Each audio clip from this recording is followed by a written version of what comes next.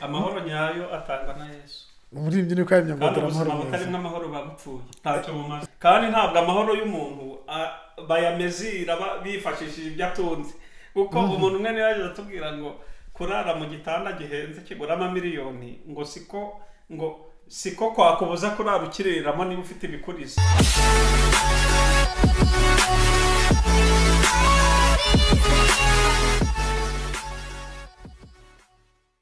Turabasuhuje cyane, twongeye kubaha ikaze mwese inshuti zacu abakunda gukurikira ibiganiro byacu binyura kuri chaîne ya MTV cyangwa Evangelize Le Monde TV, ishami ry'ikinyarwanda, kubera ko dufite n'irindi shami rya Evangelize Le Monde TV rikoresha ururimi rw'igifaransa.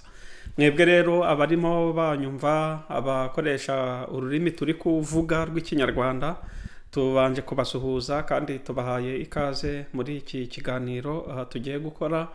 Dusuhuje abari mu Rwanda mu ntara zitandukanye, dusuhuje abari ku mugabane w'i Burayi, abari ku mugabane wa Amerika, abari mu migabane yose y'isi itandukanye, abari muri Afurika. Rero turabasuhuje kandi tubahaye ikaze. Ndagira ngo dufate uyu mwanya dushimire mwese abamaze kwiyandikisha kugira ngo batazajya bacikwa n'ibiganiro Evangelize Le Monde TV ibategurira, abo ibyo bita mu cyongereza subscribe cyangwa se mu gifaransa s'abonner. Rero nawe niba utarabikora ni umwanya mwiza wo gukanda aho munsi handitse n'inyuguti z'umutuku s'abonner cyangwa se subscribe, kandi niba bikwemerera bigukundiye ukajya uparitaja n'izi message, ugaparitaja ubutumwa kuri bene data bashobora kugukurikira kugira ngo nabo bakomeze banezezwe n'ibyiza tunyuza kuri iyi chaîne ya Evangelize Le Monde TV. Uyu munsi rero turabasuhuje, ngewe uri kuri mikoro cyangwa se ntabwo ndi umwe, turi babiri muri iki kiganiro. Nitwa Felix Harerimana, nkaba mperereye nyine mu mujyi wa Strasbourg mu Bufaransa, kuko hariho ishami rya Evangelize Le Monde TV mu rurimi rw'ikinyarwanda n'igifaransa riherereye cyokora, kandi tukaba tunakorera mu Rwanda aho naho dufite icyicaro. Yesu rero abaho umugisha. Ibiganiro byacu ahanini byibanda ku iyobokamana, cyangwa se dukora ibiganiro bishingiye ku ijambo ry'Imana, ku iyobokamana, nk'uko izina ryacu riri nyine ni Evangelize Le Monde. Mu kinyarwanda Evangelize Le Monde, umuntu yavuga ko tuba dukora misiyo Yesu yaduhaye ivuga ngo nimugende mujye mu mahanga yose mubwirize ubutumwa, muhindura abantu kuba abigishwa banjye by'ukuri, ngo kandi abazizera muzababatize. Rero niwo murongo wacu turimo nyine, nk'uko murumva tuvuga ururimi rw'ikinyarwanda. Byumvikane ko aha mu Bufaransa ntabwo ariho twavukiye, ariko Imana aho twohereje nk'abanyarwanda kugira ngo tuhakorere umurimo w'Imana. Imana rero ibaho umugisha, kandi mwese abakunda kudukurikira, abakunda gukanda like, abakunda kutwereka ko turi kumwe, abaduha amakomantere, rwose Yesu abaho umugisha. Shalom shalom, mugire amahoro aturuka ku Mana. Uyu munsi rero dufite teme cyangwa sije cyangwa insanganyamatsiko dushaka kuganiraho, ariko mbere yuko dukomeza ndagira ngo na mwene data turi kumwe mw'iki kiganiro nawe abanze abibwire. Shalom shalom, ndabashuhuje mu izina rya Yesu. Nihita Yezu Eric, ndumva atari ubwa mbere kuri iyi chaîne ya YouTube ya Evangelize Le Monde, kandi Imana iduhana umugisha kubwo gukurikira ibiganiro binyuraho. Imana ikomeze tugire neza, murakoze, nejejwe no kubana namwe. Tugiye kuganira ku nsanganyamatsiko ivuga ngo ubu nibwo buzima.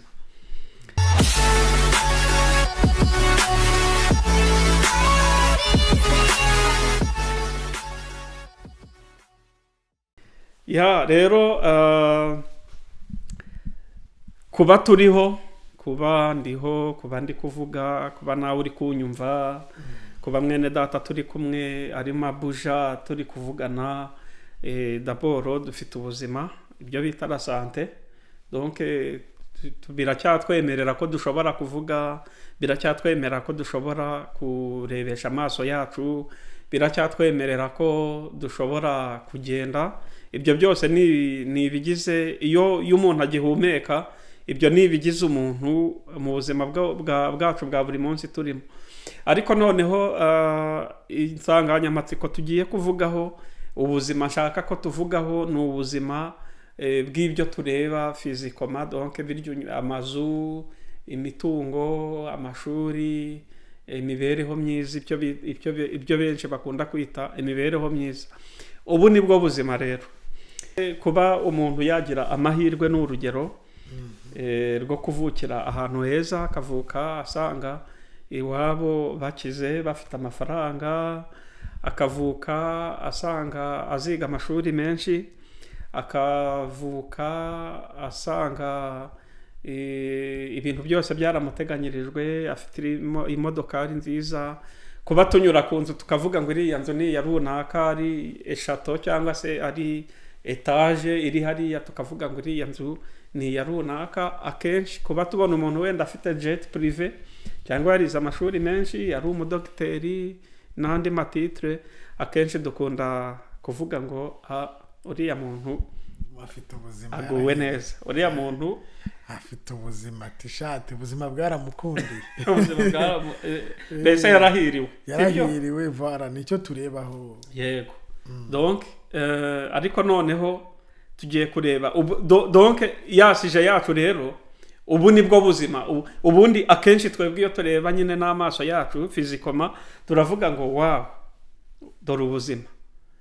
Kuba narize amashuri menshi nkagera aho nshaka, nkaba mfite akazi keza karyoshye, nkaba ntwara imodoka nziza imeze neza,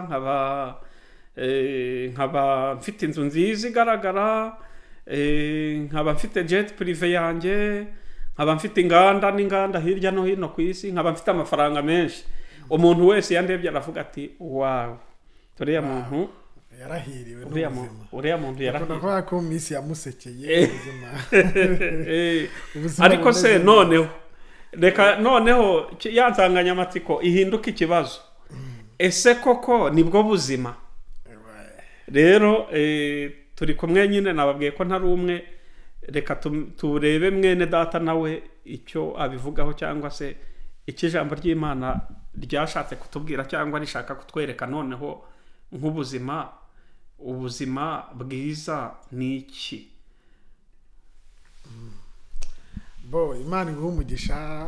Iyi ni insanganyamatsiko nziza, kubera yuko usanga tukivuka twese turabisanga kandi nibyo twirukira. Ariko wari ugize uti mbere yuko tureba icyo ijambo ry'Imana rivuga, hari icyo ushaka kuvuga ku byo wari uvuze. Wari ugize uti kubaho urabona umuntu afite inzu nziza, afite imodoka, afite ibintu bikomeye. Hari umugabo ugeze kubiririmba w'umurundi bita Christophe Matata, aravuga ngo nubwo bareba bagenda ibyo byose babigwije, ngo ariko abenshi muri bo bambariye ku nkovu. Ubuzima ni iki rero? Mbere yuko tujya muri Bibiliya, uretse n'ijambo ry'Imana, ariko OMS cyangwa se icyo bita Organisation Mondiale de la Santé igaragaza ubuzima ko ibyo bita mu cyongereza ngo ni icyo bita well being, cyangwa se ni ukuba well being cyangwa se le bien-être en français, mental, urumva ngo mu mutwe, physique, social, spirituel.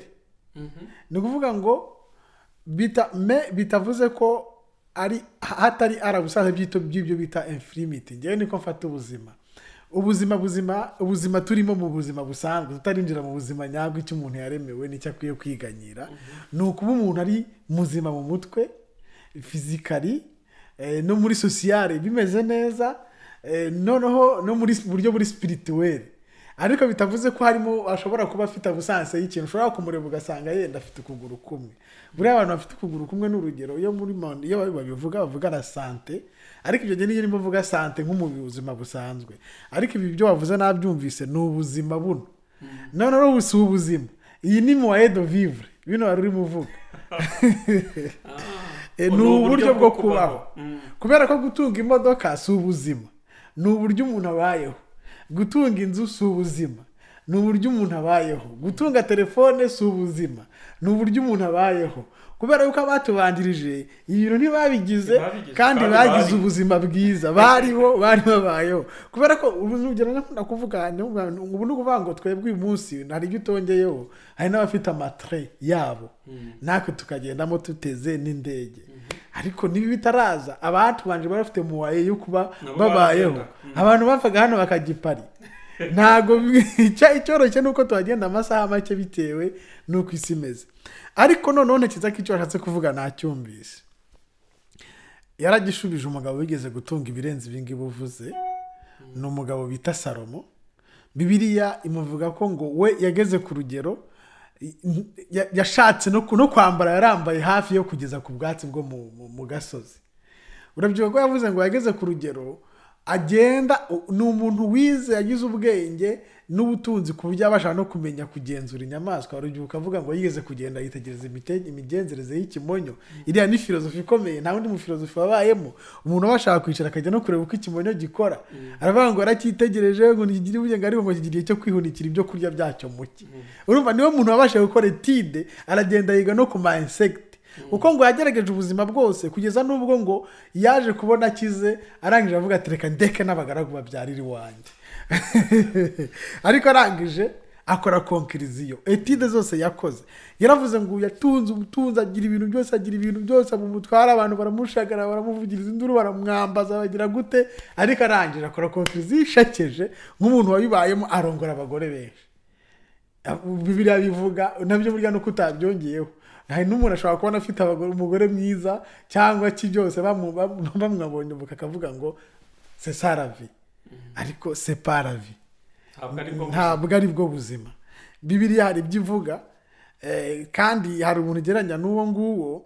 Iyo usomye mu butumwa bwiza, Yesu nawe yigize, hari abantu yashubije nk'ibyo mu butumwa bwiza uko bwanditswe na Luka ibice 12 uhereye ku murongo wa 3. Reka tuhasome twumve uko icyo atubwira. Aratubwira ngo we yararimo avuga yuko iyo utekereje gutyo ugatekereza ko kuba ufite ubutunzi, kuba ufite imodoka, kuba ufite ibintu nk'ibi byinshi, iyo utekereje muri uwo murongo buri umutunzi ariko w'umupfapfa. Uko yaravuze ngo umuntu nuko ngo yatanze urugero, reka tuhasome. Aravuga ngo nuko umuntu umwe muri iryo teraniro aramubwira ati mwigisha, bwira mwene data tugabane imyandu. Urabona imyandu n'ibyo abantu baba bashije gukusanya. Noneho abasubira ngo Yesu aramusubiza ngo, nawe aramusubiza ati wa mugabo we ninde wanshyizeho kuba umucamanza wanyu cyangwa ngo ngabanye ibyanyu? Ibyo ni bya bintu bavugaga. Aramubwira ati mwitonde kandi mwirinde kwifuza kose, kuko ubugingo bw'umuntu butava mu bwishi bw'ibyo atunze. Aha rero niho tugira ngo tuvuge ubuzima noneho. Nuko arangije ngo abacira umugani. Nuko abacira umugani aragira ati hariho umukungu wari ufite imirima irumbuka cyane. Nuko aribaza mu mutima we ati ndagira nte ko ntafite aho munika imyaka yanjye. Aribwira ati ndabigenza ntya, ndasenya urugarama rwanjye nubaka urundi runini, aba ari rwo munikamo imyaka yanjye yose n'ibintu byanjye byose. Nibwo nzabwira umutima wanjye nti mutima wanjye ufite byinshi bibikiwe imyaka myinshi, ngaho ruhuka urye unywe unezerwe. Ariko Imana iramubwira ati wa mupfuwe, muri iri joro uranyaga ubugingo, ibyo wabitse birabibyande. Nuko umuntu wirundanyiriza ubutunzi amera, atari umutunzi mu by'Imana. Dore ubuzima rero. Ubuzima kuko ubugingo, none reka tubikure muri yandi tuvuge ubuzima kuko murabizi Yesu yerekanye kugira ngo aduhe ubugingo buhoraho. Nubwo baba umutunzi, abantu benshi bagiye bagira ibingi, urabona abantu rabitunga, urubuka muvugo nigeze gukora ngo wasiwe imitungo, nawe nigeze kumva ko zundi nubwo bitari bijya ariko bijya kumera kimwe. Ariko twese ne gukora dufite n'ubango imiturirwa amatagisi batunze niyo atunda abajya kubashyingura. Bishaka kuvuga ngo ibi byose ntago ari mu wa de vivre. Iyo witatse ubutunzi bwo mwisi, wabyemera wabyanga, muri iyi si tuyirimo atari yacu. Ça nous appartient par la terre, ça nous appartient pas. Même je sais pas si ça appartient à quelqu'un d'autre, je sais pas, parce que tout le monde nous avons la même destination. twese dufite aho tujya hamwe c'est-à-dire que nous sommes les visiteurs. None bishatse kuvuga iki rero? Bishatse kuvuga ngo kubera iki ngiye byo ntabibona nk'ubutunzi cyambere. Umwanditsi ijambo ryavuga ngo turabashyitsi nk'abimukira. Ibyo bitubwira ko ibyo tunatunze hano muri iyi si ibyacu. Aho byo dutunze, aho tujya niho hari ibyacu. Tuva tujya mu by'abandi. Nako tuva mu by'abandi tujya mu byacu. Niyo mpamvu ijambo ryavuze ngo kubugingo butava mu bintu mu bwinshi by'umuntu atunze. Aho ngaho turimo turashaka kugira n'urugero. Bibiliya yashaka kwerekana umutunzi uhiriwe ahubwo nitwa umupfapfa. We yararimo nibwira ko ari umupfapfa. Uko ubundi urabizi isi icyegeranyo kirakorwa berekana abantu bakize kurusha abandi ariko twese duhurira kuri agise y'ubukene. Sinzi n'icyo kintu cyumva. Kuri agise y'ubukene niki nta muntu urajya yaranga atangaze ko nta kintu arakenera. Abatunzi n'abakire b'isi nibo barimo barushaho kwiba byinshi. Kuntu kuvuga ngo uyu munsi yaguze indege abatangiye kuba umukene ku ndege ya kabiri. Niyo buri abiri tubura kwifuza ibiri tubuza kwifuza ibikomeye.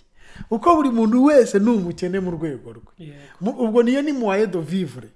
Ufite inzu se nubize zitageze barazubakwa buri muntu kubaka inzu iruhande ndakubaka inzu iruhande. Bisobanura ngo nabene kuzubaka ntibarahaga kuzubaka. Bahora ubutunzi bw'umuntu aburarikiye. Nagiye na kimwe buhaga ariko uyu nguyu n'amama bamwise umupapa we. Nashatse kubikugira ngo n'umuntu wari umaze gutekereza ko hari cyagezeho avuga ngo se saravi. Noneho yaramubwiye ati rero dore ubwenge bucyo ufite. Uyu munsi byo ufite birabibyana. Ni wakwa ubugingo bwawe muri iri joro. Ntago rero ubutunzi cyangwa ibyo umuntu afite bigaragaza ko afite n'ubuzima bwiza mu buzima busanzwe. Turabiza abantu b'abakire abana bavutse nk'uko watangiye kubivuga ariko ukajya kumva ngo yiyahuye. Ubutunzi bukomeye, ubukire bukomeye, hari abantu bagiye bagira amahoro. Urabizi ubutunzi bukomeye, ubukire bukomeye no kugira ubwo bugingo kandi utanga ubwo bugingo. Atanga icyo abandi bantu batatanga, atanga amahoro. Amen. Haleluya. Yumvikane ngo ubuzima bwiza buri kuba uri muri Yesu. Ubuzima bwiza buri kuba uri muri Yesu kuko nashaka no kubwira ko kuko aduha amahoro n'ubugingo byuzuye. Urabyibuka kajya kujya mu ijuru. Ubuzima butarimo Yesu babupfuye. Sefute. Nuko rero iyo consider ubuzima bwawe ufite ariko wakuba n'ubutunzi egare witupfa wamaze gupfa nibyo Bibiliya yabwiye umugabo. Kandi Imana ivuganye n'ikintu y'umutunzi. Navugiye ngo ubaye umupfu kuko ufashe kubaho kwawe n'impamvu yo kubaho kwawe uyigereranya n'ibyo utunze. Iravuga ati rero ubwo ugereranyije ibyo ngibyo ni wewe mupfu wa mbere, wewe mukene wa mbere wo kubabarirwa ugaragaye. Yesu yaravuga ati nuko gukura n'abantu bibagendekera. Ubutunzi bw'umuntu cyangwa ibyo umuntu afite ntago bigaragaza ko afite ubuzima bwiza. Cyane kurabizi ko hari abantu benshi ubutunzi uburyo babugeraho. Ubuzima bwiza ni iki? Ubuzima bwiza ni ugutunga Yesu Kristo nk'umwami n'umukiza. Warangiza none akaguha icyo ubutunzi butagura. Ni amahoro. Amen. Ajya kujya mu ijuru yabwiye abigisha arababwira ngo kandi hari mbasigiye ikintu abantu b'isi batazabaha. Ikintu gutunga imodoka bitaguha, ikintu gutunga inzu bitaguha, ikintu gutunga umugore mwiza bitaguha, ikintu kwambara neza bitaguha. Aravuga ngo mbahaye amahoro. Kandi amahoro abisi bashobora kuguha ubutunzi. Dufite abantu bakijije abandi. Akajya hari akamwirahira ati yampaye inka. Ubwo twege mu Rwanda bikira ubutunzi wacu urabizi ariko nino hari abantu bagenda bakiza abandi mwe none akagushyira mu bintu akakujyana mu bindi ariko ntago yaguha amahoro. Amahoro nyayo atangwa na Yesu. Muri ibyo ni kwamya ngo amahoro butarimo amahoro babupfuye ntacyo mumaze. Kandi ntabwo amahoro y'umuntu bayamezira bifashishije ibyo atunze kuko umuntu umwe niyo yaje atubwira ngo kurara mu gitanda gihenze kigura $1,000,000 ngo siko kwakubuza kurara ukiriramo niba ufite ibikuriza. Imana iguha umugisha. Uzanareba stress y'abantu bakize barwana nicyo bita nka urabona ni nk'umuntu wamaze kugira icyubahiro. Urabizi ko bavuga ko burya complexe de superiorité burya umuntu yirwanira cyane abarwana aba yamaze kwinjira muri complexe de inferiorité ariko akarwana nayo yahazaza. Iyo uri hejuru uhora wikanga kujya hasi. Niyo mpamvu burya umuntu ufite icyubahiro yaba ari amafaranga n'iki usanga ahora ashyiraho n'ingenza z'uko abantu bamuvuga n'uko abantu bakompeta nawe. Mbongira ngo wenda yabindisije dushatse nabwo kwaniriza kwita icyo ubukire n'iki ngira ngo nicyo ariko nibyo kuko nibyo bavugaga abantu birata kuko nabwo hari ibindi abantu bita ubukire kandi atari bwo gusa icyo nashaka kumvikanisha hano ni uko do purisi wibwira ko hari nacyo ufite ahubwo babe kujyana ahandi hari biroroshye ko gutekereza ko uzanamanuka kuko tuzi abantu bagiye bakira biramutse ari ubukire ni ibintu umuntu yagahorana ni n'ibintu umuntu yazajyana mu ijoro ni n'ibintu wakwimuka cyangwa ukabigura bwa buzima navugaga ravi ntabwo ibi byose ntushobora gutanga amafaranga ngo baguhe ubuzima ntushobora gutanga inzu ngo baguhe ubuzima ntushobora gutanga imodoka ngo baguhe ubuzima butangwa no kubaha Kristo kuko niwe uduha ubw'uyu munsi bwa none dufite nk'intizanyo tukazakomeza tukaba no mu bundi buhoraho kandi ikintu kibubagarira ni ukuba mu mahoro. Urabona imiryango yose ikomeye tuzi ku isi hari izo za OMS bavugaga hari UN niyo ishinzwe amahoro ku isi hari USAID n'ibindi byinshi bikomeye sibyo donc ufashe iyo miryango yose igaterana ku bwawe ishobora kuguha umutekano ishobora kugushakira umutekano rwose bakakurinda umutekano ariko ntiyaterana ngo iguhe amahoro ntiyaterana wabuze amahoro yo mu mutima ngo yaguhe ngo UN iterane bijye ngo bakore inama y'ukuntu bagushakira amahoro ntabwo bishoboka. Isi yaguha sekirite ariko amahoro atangwa na Yesu. Voilà niho na ya definition umutekano amahanga yaterana ari kwiga ku kibazo cy'umutekano w'isi ariko ntabwo amahanga ashobora guterana wabuze amahoro yo mu mutima ngo iguhe amahoro kuko amahoro yuzuye nyayo ari nabwo buzima aricyo gisobanuro cy'ubuzima bwuzuye bitangwa na Yesu. Amen. Ni bwa bugingo Bibiliya yavuze budaturuka mu bwishi by'umuntu atunze. Naho ubundi ntago tugeze tudekuraje ko umuntu atatunga kuko navuze ko ni moyen de vivre kandi ubutunzi biravuga ngo ubwiza n'icyubahiro n'ubutunzi byose ahubwo par contre Imana yarajibisha muri Kristo. Nukuri ibi bintu Imana nabyira bitanga igashima ariko ni moyen de vivre itazatuma twirara ngo tuvuge ngo c'est ça la vie kubera ko on n'a pas déjà nituma tudafite Kristo nago twakiriye ubuzima kuko ibyo ni ibintu ahubwo ni ibintu twebwe dutegeka ubwabyo ni ibintu Imana idushoreza ariko bikaza gushyigikira ubuzima. Imana iduhana umugisha. Urabona Yesu igihe yahuraga wenda turimo tugera no ku musozo urabona igihe yahuraga n'umusamariya ku iriba amusaba amazi yo kunywa yaramubwiye ngo iyo baruzi impano y'Imana ikomeye ngo ubu musabye akakuguranira ngo akaguha amazi ahantu utazongera ngo kugira inyota ukundi. Bundi muri Bibiliya y'Igifaransa titre yaravuga ngo la source d'eau vive ngo isoko y'amazi y'ubuzima y'ubugingo. Donc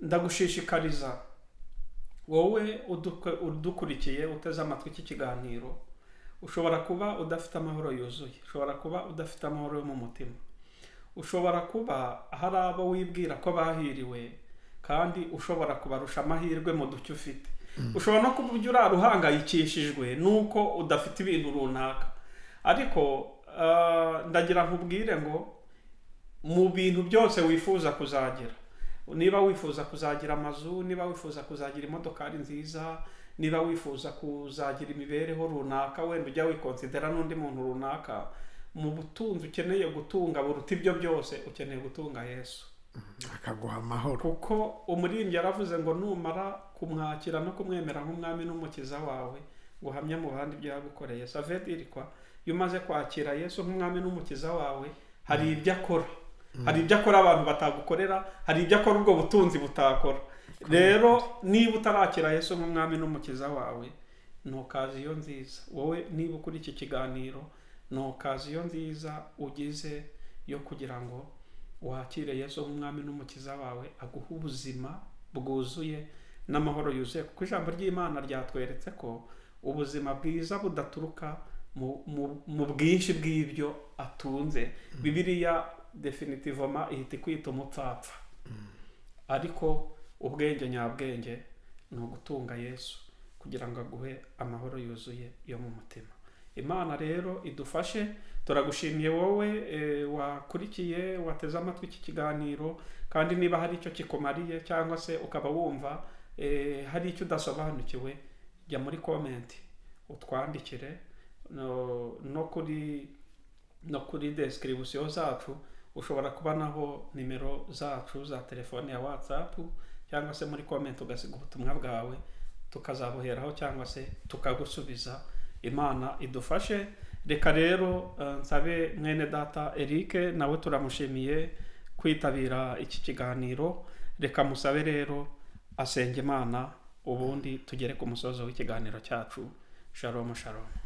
Mana turagushimiye, tugushimiye imbabazi zawe nyinshi, kandi tugushimiye ko waduhaye Yesu kugira ngo atubere uw'igiciro n'ubutunzi butangirika butagira akagero. Ijambo ryawe tubwira ko wamufashe ukamushyiramo ibyo byose, umushyiramo iby'ubwenge, iby'icyubahiro, umushyiramo n'ubutunzi bwose. Ndetse Bibiliya ikanatubwira ko hari n'ubundi butunzi wahishe uzahishura ku munsi uzaba wamaze guhamagara bene bwo bamaze kugera iwabo.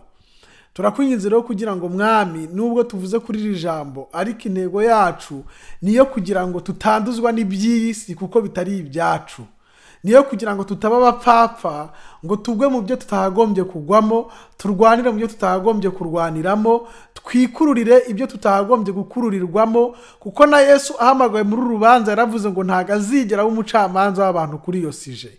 Natwe rero turagushimiye kuko wagaragaje ubutunzi butagira akagero, ari bwo gukurikira no kubana nawe ndetse no gutanga amahoro. Dusengeye buri muntu wese udukurikiye kugira ngo Mwami umuhe gukurikira ayo mahoro kandi ayashyikire, ubuzima buzima, ubugingo bwiza butangwa nawe no gukiranuka bikomeze kuba kuri twebwe twese ndetse n'abazakwizera bose mu izina rya Yesu.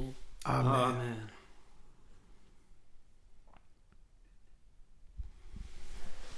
Voilà. Kiganiro